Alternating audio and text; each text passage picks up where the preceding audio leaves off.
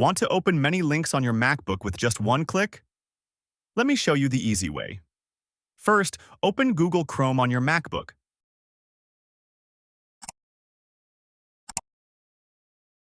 In the search bar, type Open Multiple URLs extension. Open the Chrome Web Store result.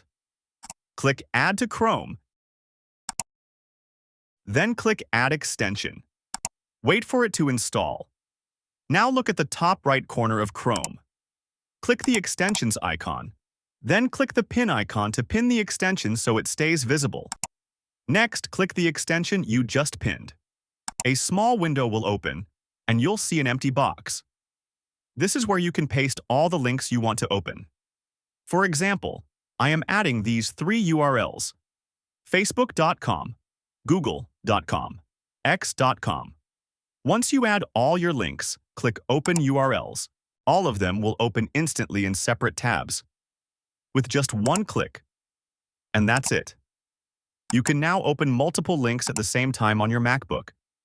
If this helped, please subscribe for more simple tech tips from Mr. TechFox.